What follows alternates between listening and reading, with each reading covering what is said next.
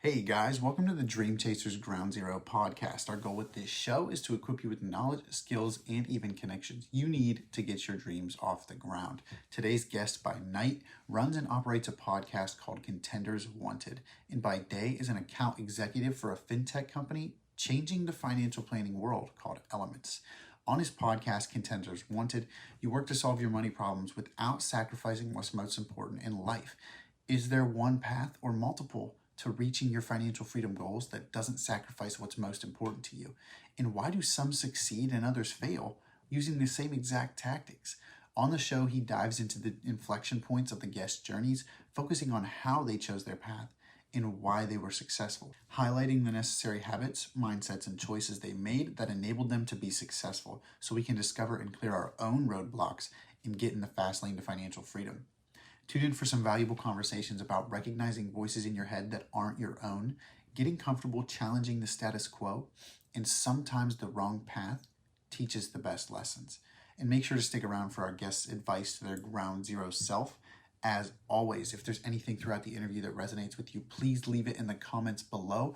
Odds are that it resonates with someone else too, and if you leave a comment, it's more likely to stick with you. Now, without further ado, let's get to the show. What's up, everybody? Welcome back to another episode of Dream Chasers Ground Zero. Today we have with us Rob Cook. Rob, would you just mind sharing with us a little bit about who you are and what you do? And then we'll follow that up with the story of your personal ground zero moment. Yeah, thanks, Aaron. Thanks for having me on the show. I appreciate it. So for listeners, my name is Rob Cook. I like to call myself a jack of all trades, a master of none. I am a CPA, certified financial planner, former financial advisor. But now I actually am a software sales rep, I guess you could say, at a startup company. Me and a group of people started a software company designed to help advisors provide advice at scale and solve one of the biggest problems I feel like in the financial services industry. So I left my cush financial advisor job to come and join and do this startup. And on the side at night is my passion project. I also run a podcast called Contenders Wanted, where we help you solve your money problem without sacrificing what's most important in life. I try to bring on others who have gotten past that point of money being an issue and a stressor and the money problem for them and their families, bring them on, figure out what it is that they did, what were the turning points for them, what were the inflection points in their journey, what enabled them to be successful. And then on the off weeks, I share my insight, my knowledge, my understanding of all the years of me serving and helping wealthy individuals. What were the things, sharing and teaching those specific things that they did as well. So try and help back in that way and help people solve those money problems, because it's something I'm passionate about. I love that so much, man. And that's one of the things we were just talking about before we went ahead and hit record here, is just your mindset of giving back. And that's definitely something that I do want to dig into here later on. But before we get to that, would you just mind sharing with us, technically we talked about two before we went ahead and hit record here today, but the first of your personal ground zero moments and what you learned from that to help you get to where you are now. Yeah. So my first personal ground zero moment that I thought might be applicable and valuable for your audience actually came when I was in college. So I was the kind of kid always growing up that wanted to know what I was going to do in life. I had no idea. I felt like there was never any one thing that just like stood out to me. Hence why I kind of call myself a jack of all trades. But I'd always wanted to know. And for some reason, I got stuck in a class my senior year of high school that in the career day that was for a dentist. And I realized that, hey, I'd always had this kind of criteria of like, I want to do something where I would serve people. I want to do something where I made good enough money. My wife didn't have to work. If she wanted to, she could, but at least she wouldn't have to. I want to do something where I could give back to my community and to my church and spend time with my family. And I wanted to do something where I own my own business. Those are kind of my four criteria for my job. And so I realized, hey, dentistry could do that. So I started to go down this path, and I was in college. I was taking a bioorganic chemistry. I was working in an endocrinology lab, which is the study of hormones throughout the body. I was job shadowing dentists and oral maxillofacial surgeons. I was taking intro to dentistry classes, all these sort of things. And on the side, I was also taking all the business classes, because I told myself that if I was going to own my own business and be a business owner, I better know what I'm looking at and what I'm doing. And one day, for a long time, I had been struggling with the idea of dentistry, because I didn't choose dentistry because I actually enjoyed it or had any passion for it. I chose it because when I got my braces off as a kid, combined with this randomly meeting the dentist and realizing that it kind of fit my basic criteria, I wanted to give back that same feeling that I had gotten as a kid when I got my braces off, that kind of like feeling of confidence. Because I was this goofy, I'm 6'5", and I was 6'5", like 160 pounds as a kid, giant feet, pock face with zits all over it. And getting my braces off just gave me this huge boost of confidence. I want to give that back to kids. But I hated my classes. I was so bored sitting there and watching these dentists. And I mean, the oral maxillofacial surgeon was kind of interesting. At least, he's cutting people up and he's up in their face. That's kind of interesting. But even then, I didn't really want to go too hardcore. I almost passed out in one of the classes when I saw someone's face flapped up and their jaw broken out off to the side. It just, too much. But I say all of this because one day I was standing there, job shadowing this dentist, who I respected. He was a really nice guy. It had been a great experience at this point. But I was standing there and I literally almost fell over on him and his patient because I almost fell asleep standing, watching him. And when that happened, I thought to myself, wait a second, I'm going to do this every day for potentially the next 40 plus years of my life. And I'm already falling asleep and I'm just standing here. Like, shouldn't this be like the most exciting time and seeing all the new cool stuff? Like, oh crap. And so then it led me down this path where eventually, after about a year, honestly, of me continuing down the path and thinking about it. And then by this point I had met who became my wife and kind of talking with her.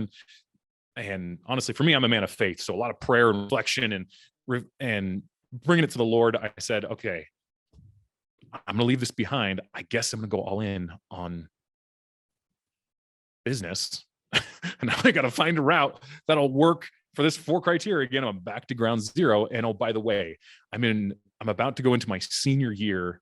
Actually, no, I was about to go into my second to last year of school. So my first year of my master's in accounting, because I was just trying to keep moving forward. I couldn't stop. But so I was like, okay, well, I guess I'll keep working on my business degree. I'm just going to put this stuff on hold while I'm figuring this out. And then it's like, all right, well, I applied to the master's program because I still need to fulfill a couple more classes. I got in and oh crap. Okay. I guess I'm just going to do my master's in accounting and I'll have to figure it out. Life's figure outable. I knew that, but it was just like, oh man, it's a daunting task. I got to start over again. So I did. And I started attending networking events like crazy, trying to get to know every potential profession that I could get into using accounting. I started exploring and taking other random classes in my first year of my master's, trying to figure out, like, what am I really interested in? What am I really passionate about? And I took a high finance class, an MBA level finance class, my first year of my master's program, and absolutely loved it, really enjoyed it. And I thought, oh, maybe I should check out finance. Maybe I should check out investing. Investing's really cool. I had been one of those that I'd always tinkered with personal finance and really enjoyed personal finance, but had never considered it as a career. It was just something I enjoyed.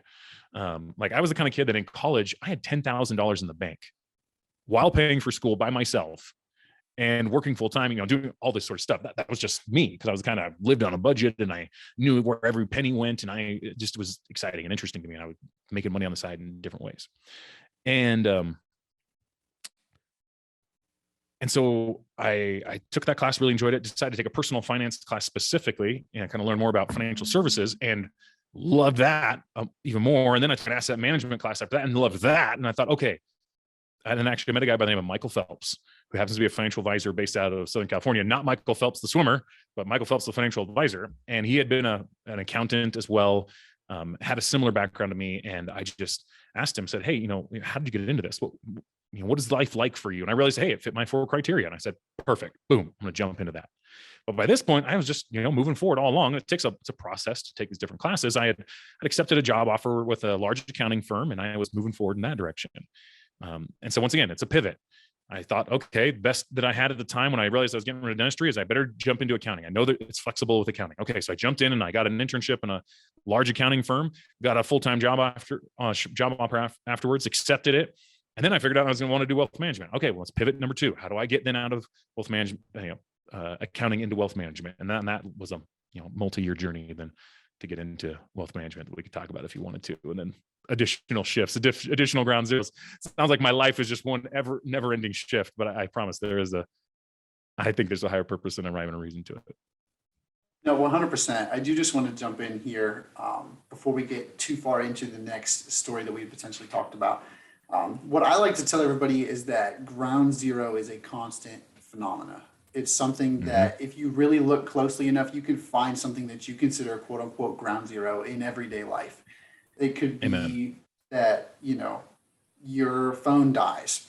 Boom, now what am I going to do? It can be something that simple. It's all in depending how you look at it. But anyway, I don't want to go too far down on that.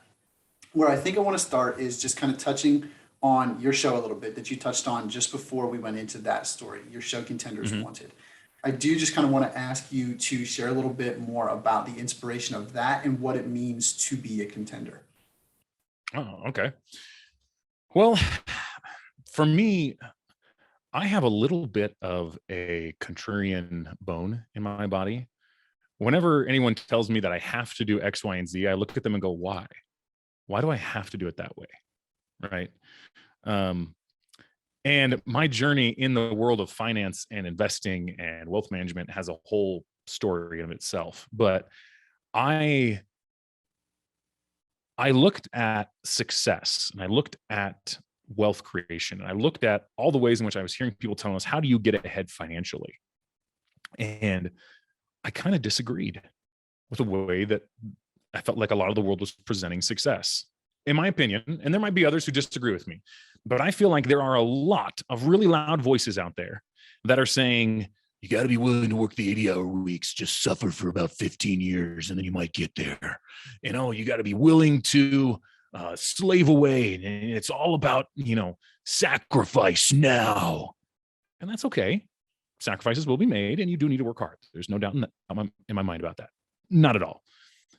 However, as someone who got married in college, who has a family, and who values first and foremost my faith, my family, and my health before anything else in this world, I'm sorry, I'm not willing to do that. And I looked around and I looked at great examples I'd seen throughout my whole life. Family, friends, my parents, my grandfather was a big one in this regard. And my grandfather was a very successful small town entrepreneur who invested in real estate, started a small business. So it wasn't like he was over the top wealthy. I mean, he was probably considered like, upper middle class by most people's standards. But I love my grandpa. And my grandpa showed me that, yeah, he worked hard and he definitely had to make some sacrifices. But for him, he never lost sight of the fact that for him, his family and his faith came first. And he was going to do what he needed to do, maybe not grow as quickly, or maybe make a sacrifice in a particular area, or maybe pass up on a deal that just seems amazing because it's going to take him away for the next 9 months from his family.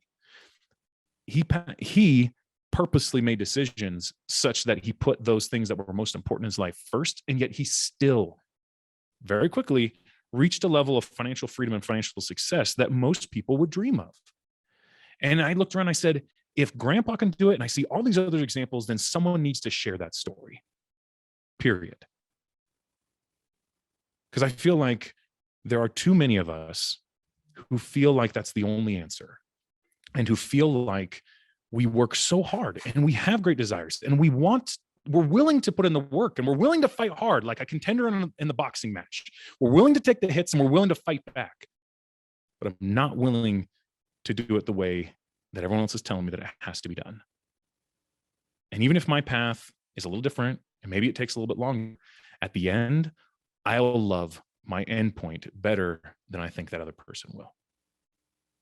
I'm not willing to get to the end of my journey and not have a relationship with my children. I'm not willing to get to the end of my journey and have lots of money and traded that for a terrible relationship with my spouse, or to have terrible health, or fill in the blank, whatever it might be, because there will be sacrifices that will be made.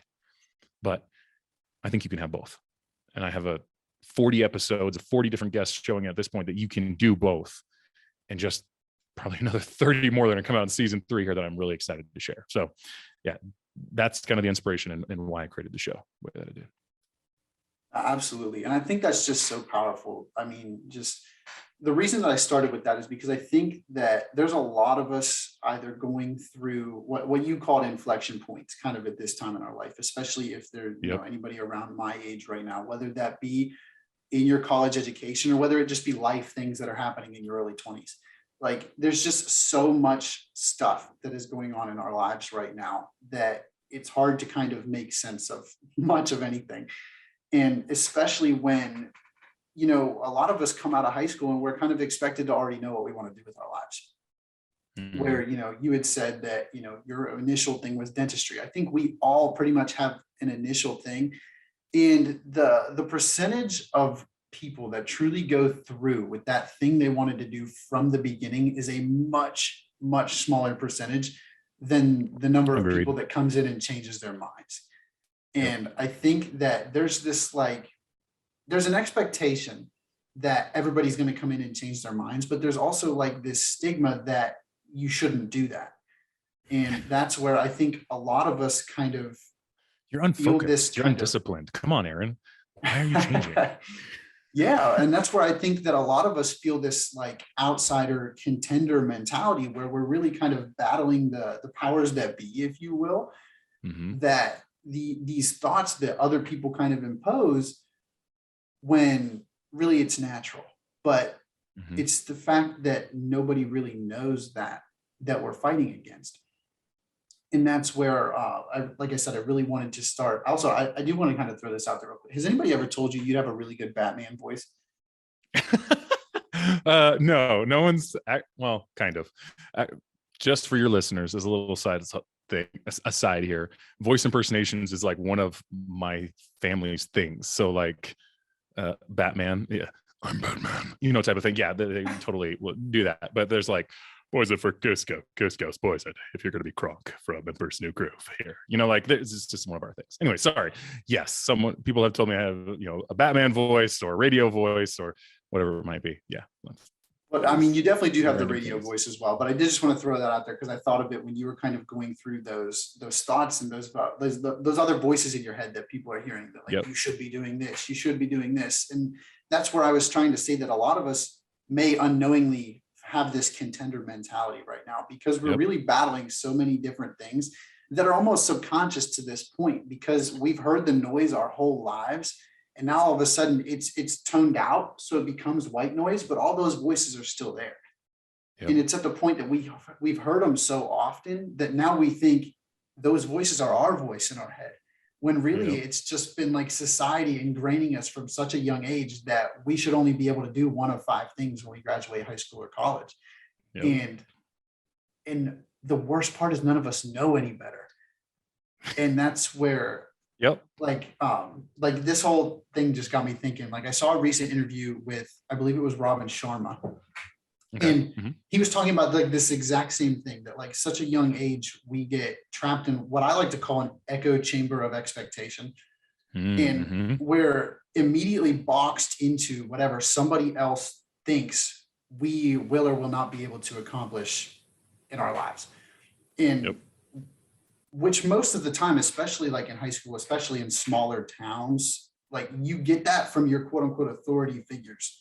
You get the Yep. people that are supposed to be guiding you and pushing you and inspiring you, telling you what I like to say, two well-intentioned little words that have the power to shatter your dreams. And those are be Yep. reasonable. And they tell you that your dreams are too big and they tell you that it's not likely and they tell you that you should be or No one makes any money doing that. No one's ever done that's that. another big one. I can't do that. I can't tell you how many I've heard, but anyway, I've never known anyone that's done that. Yeah. For what? But that's exactly the issue. That's what I'm saying, that like especially in like small towns, nobody knows any better. We don't know of the opportunity that's out there, and those of us that don't fit in with those ideals, the contenders that we continue to call them, are considered like outsiders. We're quote unquote failures because we're not focused on what everybody else is supposed to be focused on at the time. And the problem that I see, like I said, is just that we're not exposed to enough, especially in like small towns where we don't have enough experiences or role models or opportunities to allow us to even fathom the possibility that exists for us on this planet, or even just in this country alone. Like we just think don't have. That's why it's so important to find other perspectives. And you could use this in honestly so many different areas of life, everything from the political spectrum to the financial spectrum, to your career, to your education, whatever it might be. See the other side, hear what someone else is saying, right? And that might not be a popular opinion by a lot of people, but like the only way to make progress and to really push the envelope is to be able to see both sides of the coin. If you can only see your side, you will miss a whole nother side here. The entrepreneurs like the Henry Fords, the not Tim Cook, what's his face from Apple. I'm totally spacing all of a sudden as soon as I said Tim Cook. Steve Jobs. Is that Jobs? Yeah. The guys who just shift everyone's perspective. It's not because they were specifically on one side and only bought into one narrative, bought into one perspective, bought into one view of the world. Think of it like a coin. They didn't just sit on the one side of the coin. They sat on the edge where they could see both sides. And to quote Henry Ford, if I'd asked people what they wanted a faster horse. What did he build instead? He built a car and changed the world. Tim Cook said, people just want to listen to music. Why don't I put a phone and music together? You know what I mean? Microsoft said, people want to be able to use computers. Why don't I give them an operating system that's simple and easy to use? It's just, we had great progress, innovation, change in our lives is not made in the middle. It's made on the edges as we push ourselves, as we are pushed, as people question us, as we learn. So yeah, I think your points are all completely valid there. No, you're 100% right. I mean, and that's so powerful. Like, even just coming back to like that speech that I was watching, like he ends the speech with a quote by George Bernard Shaw that goes, "The reasonable man adapts himself to the world. The unreasonable man persists in adapting the world to himself," I believe is the way that it went. And therefore, all progress depends on the unreasonable man. And that's where, like you're saying, like they all wanted a faster horse. Well, I'm going to give them this instead. And they're going to tell me I'm crazy, but then I'm going to provide it. And all of a sudden, the whole world's changed. And now I'm a genius. But exactly, the whole time leading up to that, everybody's like, what in the world are you doing? Why are you tinkering with that? And they're going to berate you and fight you. And they're going to fight the whole thing the whole time. Haters, if you will. That's what we call them now. Yep. But then all of a sudden you do the thing, and then they pat you on the back and say they were there for you the whole time.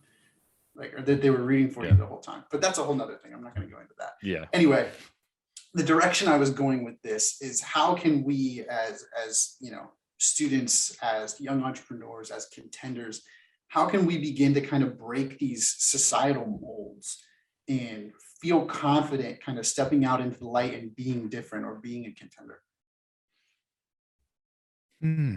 That's a good question. I'll admit, for me, it comes naturally. I come from a family that it speaks our minds very easily. So it's easy for me to go, that doesn't make any sense. But for some people, I recognize that's hard to do. The Enneagram is one of my favorite personality type quizzes. I don't know if you're familiar with the Enneagram at all. I'm an 8, which is called the Challenger. I'm just good at challenging and contending and pushing back to some extent. My wife is a 9, which is called a peacemaker. She is very good at helping everyone see each other's side. The idea of her pushing back and having any sort of contention, she hates, right? So I recognize there are different styles here. But if this is a principle that you value, something you want to create in your life, I think it's just like any other skill or any other thing that we want to develop in our lives. It takes practice. Maybe start off in small, simple, less risky endeavors. Like maybe your small thing of pushing back is sending the meal back at the table that you got that it wasn't the meal that you wanted or wasn't prepared the way that you wanted. You never would. Well, let's just practice a little bit of pushing back and sending it back. For someone else, it's telling their boss that they don't have the time to take on that next project that he wants them to do. Whatever it might be, right? Find your thing that's the lowest, least risky thing in your mind, at least, that you can do to kind of push back a little bit, exert your independence, exert your different perspective, and do that thing. Start there and then build up to it over time. I think part of the reason why just comes naturally is because I've done it enough. I worked in public accounting, which is notorious for 70, 80-hour weeks, day in and day out. And I was in public accounting at the highest levels. I worked for one of the big 4 accounting firms called Ernst & Young. And I had my superiors that hated me because as a staff, I had practiced and nurtured the ability to articulate my needs and be able to say, okay, I'm willing to help. I'm here a team player, but I only have limited capacity. I can only do X, Y, and Z. If you want me to do this, that's okay, but this might not get done. Is that okay? Right? Not confrontational. I'm not saying I'm not going to do anything for you, but just being able to articulate that and push back a little bit when my managers are going, I need you to do this, this, this, and this, and just figure it out, kid. And go like, okay, well, I'm not going to be able to get it done. I can only be awake for 24 hours in a day, type of thing.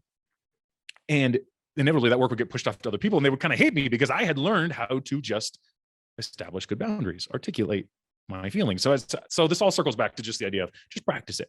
Find what works good for you and just practice it. Because if you don't, you'll never get good at it, like most things in life. No, 100%. I mean, I think that rings so true to so many different things too. It's not just business. It's not just science. It's so applicable to just life in general that you can take that to whatever profession you go into. And it doesn't even necessarily have to be like a hierarchical relationship where it's like your boss and you. It could you can take that into any situation, and it's just a matter of, like you said, like finding those small little things and learning to push back and getting more comfortable pushing back. And once you build up the confidence to be at this level, you can level up. You can take the next step up. You can defend yourself. Whatever that thing is for you, you can learn to do that. And I just think that's so important, because I think so many of us now are so quick to say they can or can't do something when we have no experience doing that thing or even trying that thing. And a lot of times, like we've already talked about, that comes from somebody else. Somebody will say like, oh, you'd never make a good accountant. Oh, you'd never make a good psychologist. Oh, this and that. And then we will never explore that opportunity based on what somebody else said. And then we'll just never know. Projecting their own opinions and their views on you. Yes. Instead of you looking at inside yourself and going, could I do this? I think so. At the end of the day, that's what really matters. Do you think you can? Then do it. No, absolutely. And another great quote by a philosopher and writer by the name of Cooley goes that today I am not what I think I am. I am not what you think I am. I am what I think you think I am. So just to kind of like go back through that is, I'm not what I think I am. I'm not what you think I am. I am what I think you think I am. So if I think you think I'm an a-hole, I'm going to be an a-hole. If I think you think that I'm intelligent and sophisticated, then I'm going to be intelligent and sophisticated. But the extremely powerful part of it is that it's that you believe you are whatever you've manufactured in your own head, they think you are. It's interesting. I like that. I'm going to have to think on that one a bit. I mean, blew my mind. Blew my mind. Like, oh man, it was. But I mean, it's just one of those things that I see so often now. And I mean, and it's really not even necessarily something that like I can do about it. But I feel like, kind of like you mentioned earlier, I've always kind of been one of those like why kids, where like it probably drove my parents insane when I was young, but I just kind of wanted to understand. I know I drove my mother insane. I see my little girl doing it now, and I tell my wife I'm sorry. She got it from me. Yeah, I'm taking the blame. This is my fault. I'm sorry. Exactly. But no, kind of bringing back to your story a little bit, I want to kind of go back to some of the things that your grandfather had taught you that we kind of touched on but didn't go too deep on. That I know one of the things you mentioned was that he kind of began instilling in you very early this attitude of giving back and paying it forward. Could you kind of tell us a little bit about his business and the ideology behind it, where that came from, and also how so that he was able to instill that in you? Yeah. So my grandfather's business and kind of what he did was not sexy.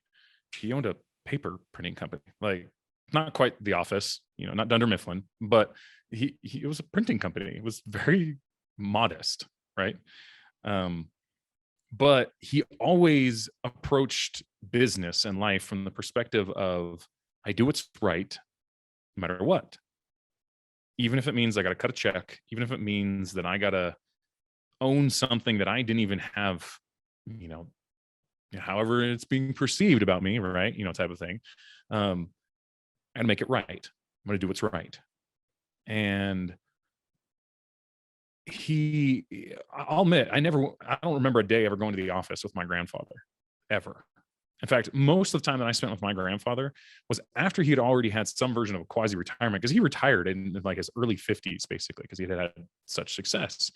But he had done things the right way. He was, charismatic. He was very intelligent, very good with his books, type of thing. And so he had a very successful business, but he always gave back in little ways.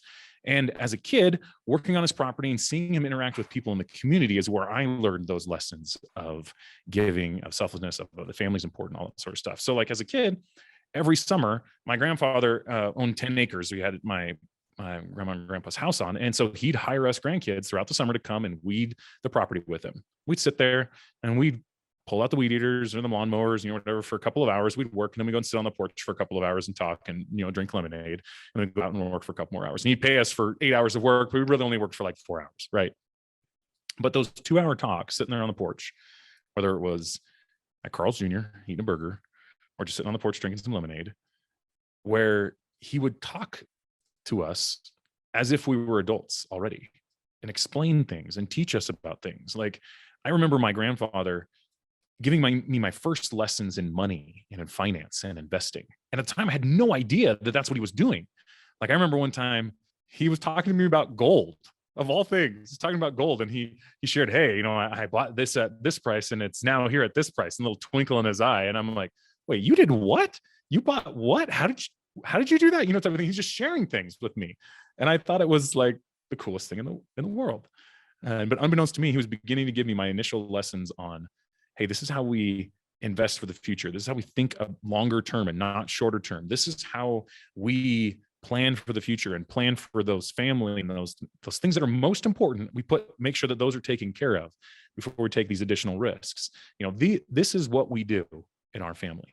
And I think one of the most impactful lessons that he ever gave me about the importance of just giving to give, and it does not matter what the impact is, just to try and help other people, actually came when I was a missionary for our church. So I'm a member of the Church of Jesus Christ Latter-day Saints, and a lot of people call us the Mormons, and I served a 2-year church mission for my church. I was in Houston, Texas, very exotic place, speaking Spanish, but I served out in the countryside quite a bit. And before I left on my mission, my grandfather handed me a crisp new $100 bill. And he said, Rob, at some point in your mission, you're going to meet a family that's in need. And I want you to give this to them. And I thought, oh, that's really cool. Sure. Okay. And so I tucked that $100 bill in my pocket and honestly kind of forgot about it for a while. And for missions are 24 months. And about 22 months into it, it was Christmas time. And in Houston, and I came across this family that was in a lot of need. And all of a sudden I remembered that $100 bill in my pocket. And I felt like I should give them that $100 bill that my grandfather had given me. And it meant a lot to me because I loved my grandpa. I was very, very close to him. And at the time, as in, 19, 20-year-old kid, $100 is a lot of money. And so I pulled out that $100 bill and I gave it to the family, and I told them where it came from. And, I said, this is, Merry Christmas. I hope you all have a great Christmas.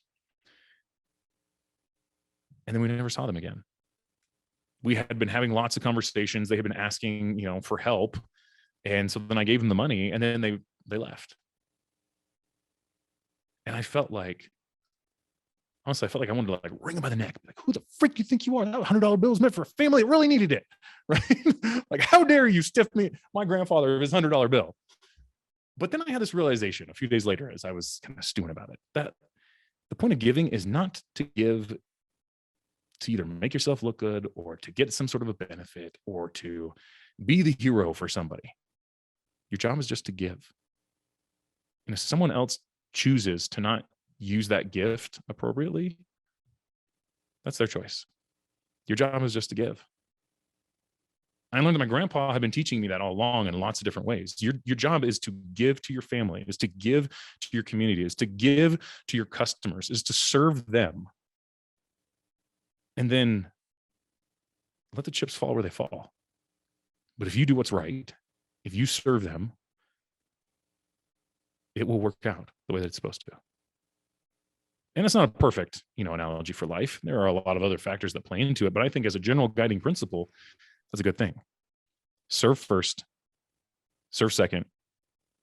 It doesn't matter what someone does with what you do, trying to help them to some extent. So, yeah. Hopefully that makes some sort of sense. No, I mean, it makes sense to me. Wow. I mean, your grandfather was a very wise man. I do want to start there. I mean, and a lot of that comes from the things that he was able to experience and then instill in you early Yep. on.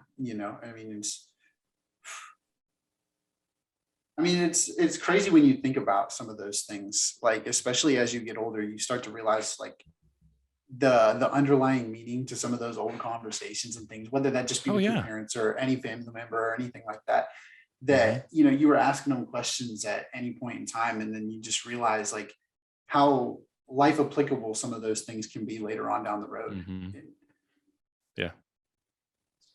it's weird to think about, honestly. And and then it won't hit you until someday, however long later, and you're just sitting there and you're like, holy crap, that's what Aunt That's what Dee grandpa meant. was teaching me. You know, Yep. like, Exactly. like, No, that's so true. Like I didn't realize until I got into the wealth management industry how much my grandfather had already taught me. How much like how differently I viewed the world of wealth and wealth creation and investing than the average advisor and the average person just when I started, let alone this whole other trajectory that I wound up going down just because of the lessons he taught me. Like I did not view wealth as investing in the stock market. I viewed wealth as, yes, the stock market and real estate, commodities, investment, all sorts of other things. And then there's the whole other side of investing in your family, investing in your community, investing in all these other areas. And so like, for me, it meant something so much more. And so when I sat down in these conversations, it's like, well, we're going to pick this particular stock because it has this return and this risk profile. I'm like, who cares? If we don't know why we're doing all this other stuff, if we're not looking at other options, why do you why do you care about that detail at this point? So it just, yeah, it completely changed. It made me realize just how different I view the world now because of some of the things he had taught me. amazing stuff. But I do think we're getting kind of close on time here, so I definitely want to be respectful of your deadline here. I do want to say thank you so much for sharing. Before we get into our final question, would you just mind sharing the best place for anybody tuned in here today to follow up and get in touch with you if they were interested? Yeah. So because I'm a bit contrarian and I don't want to do things the way everyone else does things, you can only find me on LinkedIn. Technically, I have a Facebook page, but I don't ever actually go there because I think it's kind of a cesspool of negativity. So for me personally, I'm on LinkedIn, or you can email me directly at rob@contenderswanted.com. If you want to learn more about what we're doing, and the Contenders Wanted show, you can look it up on all your major podcast platforms. Or if you want to get some of my daily content that I put out when I'm not on paternity leave, I've got that on LinkedIn as well.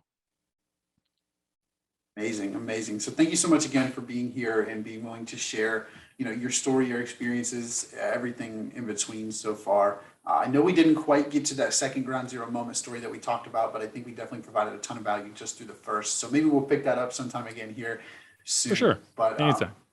before we go, we do have one last question that I always like to ask the guests. And it's that if you could go back in time and have a conversation with yourself during that ground zero moment that we spoke of, what do you think you would tell yourself in that conversation? Well, I'll tell you right now, the very first thought that went through my head was, it doesn't matter, Rob. I think it mattered so much.